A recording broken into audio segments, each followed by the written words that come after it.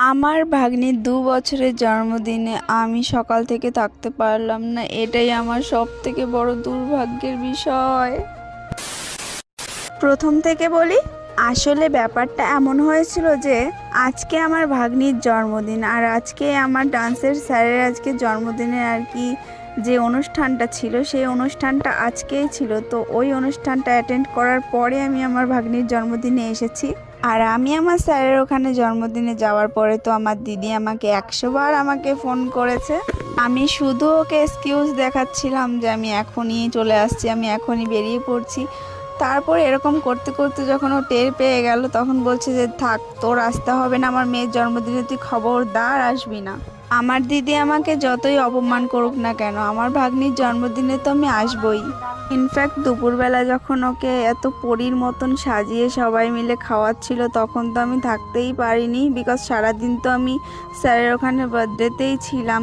Even আমি আসার আগেই কেক কাটিং হয়ে গেছিলো। খারাপ তো অবশ্যই লাগছিল, কিন্তু আমি চাই না আমার জন্য কেউ ওয়েট করুক। আসলে না আমি নিজেকে ইম্পর্টেন্ট মনে করি, আর না অন্য কেউ আমাকে ইম্পর্টেন্ট মনে করে। যাই হোক, জন্মদিনের কেক কাটিংটা আমার কপালে নাই থাকুক, আর এসে আমি আমার ভাগ্নির সঙ্গে একটু খেলা করছিলাম। এটাই কামনা করি, মা তুমি অনেক বড় হও, সুস্থ থাকো, ভালো থাকো, এটাই আমার কামনা।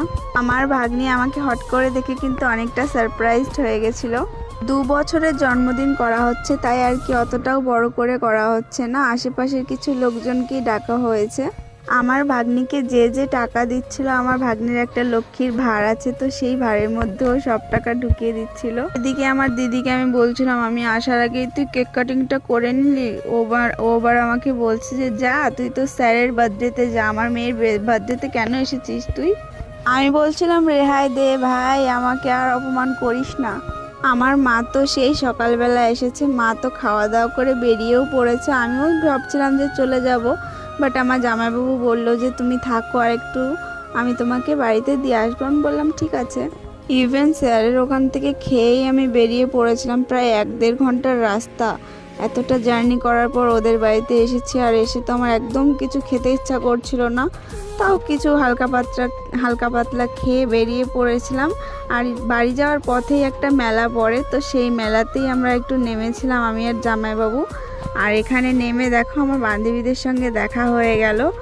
আমার তো একটুও নামতে ইচ্ছা করছিল না, বিকজ সেই সকালবেলা বাড়ি থেকে বেরিয়েছি, আর এখন অবধি আমি বাড়িতে ঢুকতে পারিনি, কষ্টই হয়ে গেছে বলতে গেলে। ভিডিওটি আজকে এই পর্যন্তই বন্ধুরা, দেখা হচ্ছে অন্য কোনো একটা ভিডিওতে, ততক্ষণের জন্য টাটা। তোমরা অনেক ভালো থেকো, লাভ ইউ।